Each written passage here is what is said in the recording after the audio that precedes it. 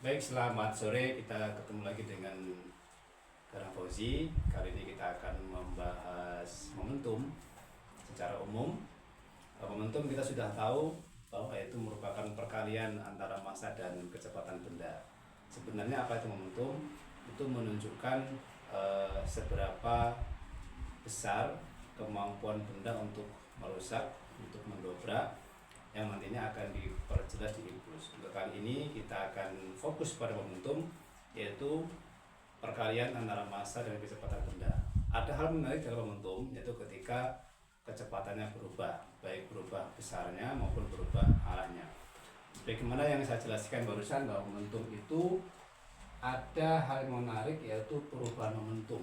Untuk kali ini adalah contoh kasus sederhana bagaimana momentum bisa berubah meskipun kecepatannya itu arahnya itu sama searah tetapi dipercepat, maka otomatis akan ada perubahan kecepatan. Perubahan kecepatan itu pasti akan berakibat pada perubahan momentum. Nanti problem ini, masalah yang pertama ini akan dibahas oleh Mas Dava sebagai salah satu peserta WSN 2024-2025 dan di lomba-lomba yang lain juga. Mas Dava akan memberikan bagaimana kita menyelesaikan perubahan momentum yang searah tetapi berubah kecepatannya. Silakan disimak. Silakan Mustafa. Jadi kita mencari momentum yang pertama. Rumus momentum adalah V M kali V. Kita masukkan masa untuk mobilnya adalah 500. Untuk kecepatannya 5, kita kalikan, hasilnya adalah 1500. Setelah mencari momentum yang pertama, lalu kita mencari momentum yang kedua. Untuk mencari momentum kedua, kita membutuhkan V yang kedua. Cara mencari V yang kedua adalah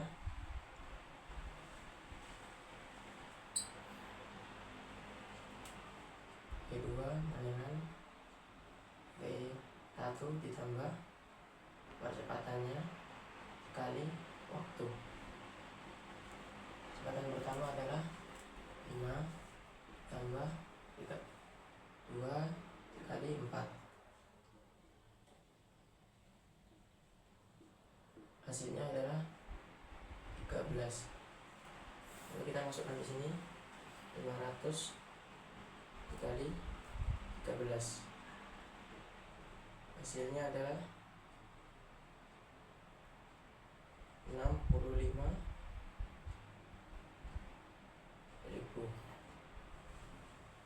Untuk mencari perubahan momentum, maka kita harus mengurangkan momentum pertama dikurangkan momentum kedua dikurangkan momentum pertama.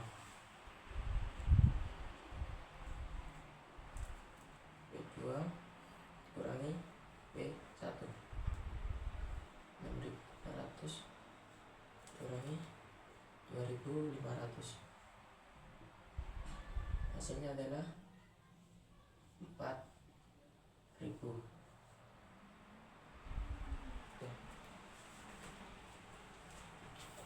Baik, ini ada cara yang tepat dalam pembahasan fisika. Alangkah lebih baik kalau kita menyatakan satuan-satuan yang berkaitan. Secara analitik ini sudah tepat sekali apa yang disampaikan Mas Dava, bahwa momentum pertama sudah diketahui 2500 kg per sekon, kemudian momentum kedua 6500 kg per sekon. Dengan demikian Mas Dava bisa tunjukkan perubahan momentum yang terjadi pada benda ini, yaitu 4000 kg per sekon. Kemudian saya akan coba menghadirkan problem kedua. Ini saya hapus dulu ya. Problem kedua, bagaimana momentum itu bisa berubah oleh benda yang bergerak kecepatan sama tetapi arahnya berubah. Dalam hal ini perubahan arahnya sementara kita buat contoh yang berkebalikan, berlawanan. Karena ada juga arah itu berubah itu karena sudut. Jadi misalnya dari timur menabrak dinding dengan sudut 60 derajat, kemudian dia bergerak kembali dengan sudut 30 misalnya. Itu setelah yang ini. Ini saya berikan ilustrasi.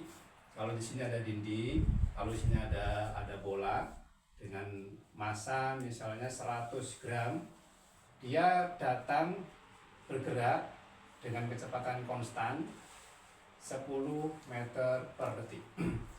Lalu ketika menabrak dinding dia terpental kembali ke arah semula, saya taruh di sini, ke arah semula dengan kecepatan yang sama 10 meter per detik. Nah, ini adalah contoh kasus di mana bola itu mengalami perubahan momentum tetapi kecepatannya besarnya sama-sama 10. Hanya saja arahnya berubah. Misalkan arah yang datangnya ini kita buat positif, maka arah ketika meninggalkan, ketika memantul dari dinding itu negatif. Dengan demikian akan terjadi perubahan momentum. Berapa perubahan momentum yang terjadi pada kasus ini, Mas Dava akan kembali menjelaskan dengan tepat. Bisa ditaruh di sini, Mas Dava. Yang dari yang soal kedua berarti kita harus mencari momentum yang pertama.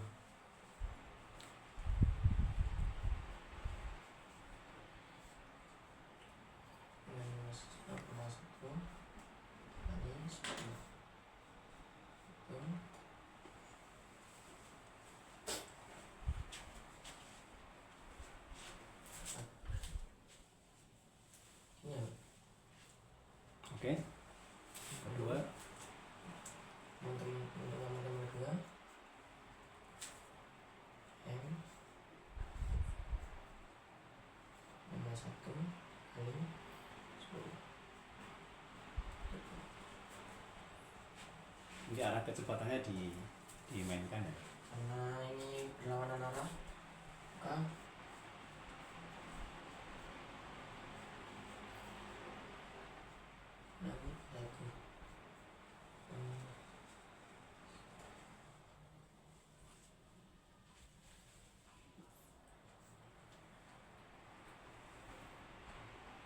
Main lagi, nggak apa-apa. yang satu ini adalah N 2 Kilogram meter kuadrat.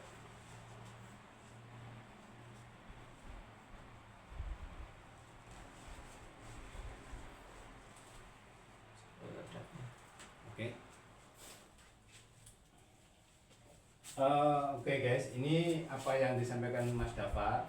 Mungkin ada sedikit perbaikan ya berkaitan dengan satuan. Kita perlu mengingat bahwa dari massa kalikan kecepatan, kita tahu bahwa massa itu satuannya kilogram, sementara kecepatan itu meter per detik. Itu aja.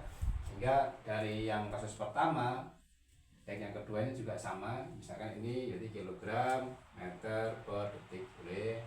Kemudian yang ini kecepatan berarti meter per detik. Ini kilogram meter per detik. Yang ini kilogram meter per detik.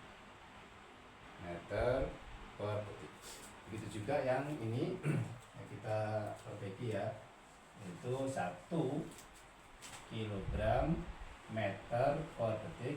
Begitu juga yang momentum kedua memiliki nilai 1 kilogram meter per detik. Karena itu selisih momentumnya juga sama satuannya, yaitu kilogram meter per detik.